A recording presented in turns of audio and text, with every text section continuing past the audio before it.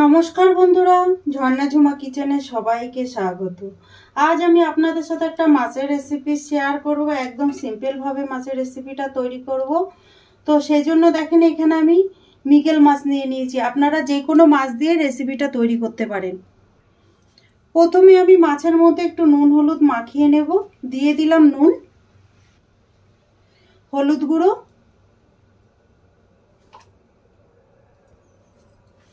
এখন হাতের সাহায্যে দেখেন একটু মেখে নিলাম। ভালো করে নুন হলুদ মাখিয়ে তবেই মাছ ভাজবো। দেখেন ভালো করে মেখে নিয়েছি। আর এখানে দেখেন আলু আর বেগুন আমি কেটে নিয়েছি। আলুও লম্বা লম্বা করে দিয়েছি, বেগুনও লম্বা লম্বা করে দিয়েছি। দেখেন আলু কত লম্বা করে কেটেছি আর বেগুনটাও লম্বা লম্বা করে কেটেছি।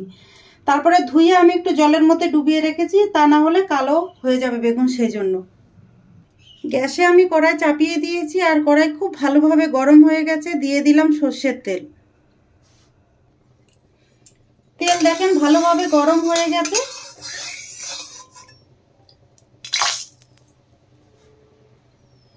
তেলের মধ্যে সামান্য নুন দিয়ে দিলাম, যাতে তেলটা আরো কড়া হয় আর মাছটা বেশ ভালো ভাজা হয়, সেই জন্য দিয়েছি। তা এখন মাছের পিসগুলো আমি দিয়ে দিলাম।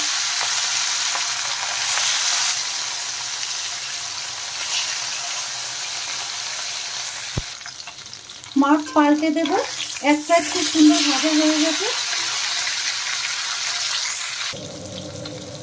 মাছ দেখেন ভালো করে ভাজা হয়ে গেছে। এখন আমি তুলে নিচ্ছি।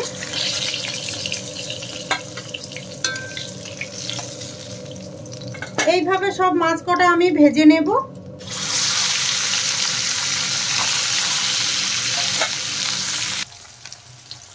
এই মাছের পিসগুলো দেখেন ভাজা হয়ে গেছে, তুলে নিচ্ছি।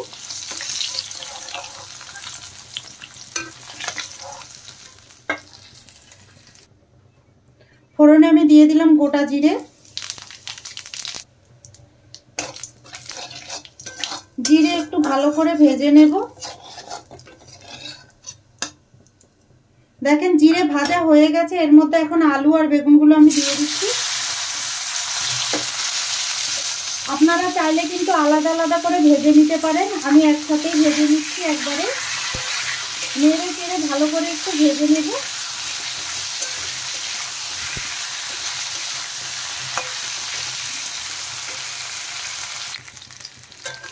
দেখেন আলু আর বেগুন বেশ ভালোভাবে আমি কষিয়ে নিয়েছি।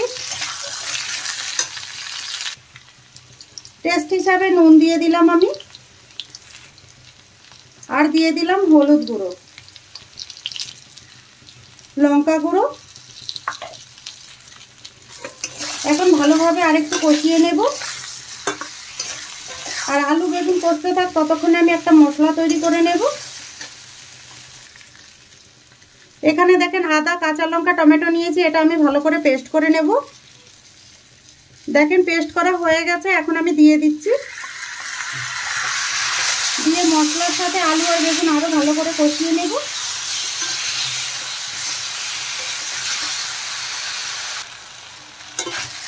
দেখেন আলু আর বেগুন মশলার সাথে আমি ভালো করে কষিয়ে নিচ্ছি। আর যতক্ষণ মশলা থেকে তেল রিলিজ না করে ততক্ষণ কিন্তু কষাতে হবে।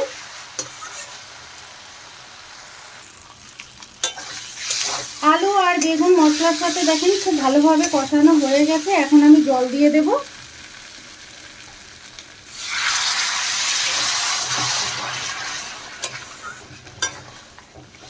পরিমাণ মতো দেখেন জল দিয়ে দিলাম।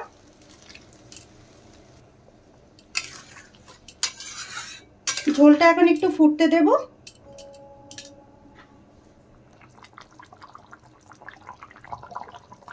ঝোল দেখেন ভালোভাবে ফুটে গেছে আর আলুও সেদ্ধ হয়ে গেছে। এখন আমি এর মধ্যে ভাজা মাছগুলো দিয়ে দেব।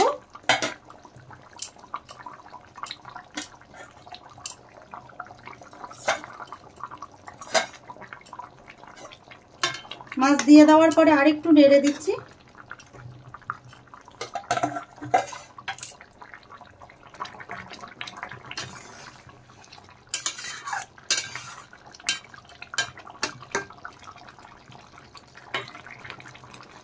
এখন আমি দিয়ে দিচ্ছি দেখেন জিরে বাটা, দিয়ে দিলাম কুচনো ধনে পাতা, এখন একটু নেড়ে দেব।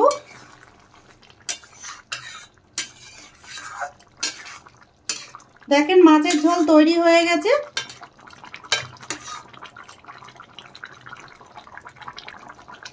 এখন আমি নামিয়ে নেব।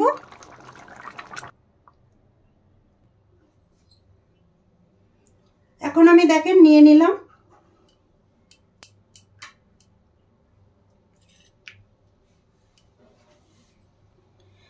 তৈরি হয়ে গেছে মাছের ঝোল। এই রেসিপিটা যদি আপনাদের ভালো লাগে তাহলে আমার চ্যানেলটাকে সাবস্ক্রাইব করবেন, লাইক করবেন, কমেন্ট করবেন আর অবশ্যই শেয়ার করবেন।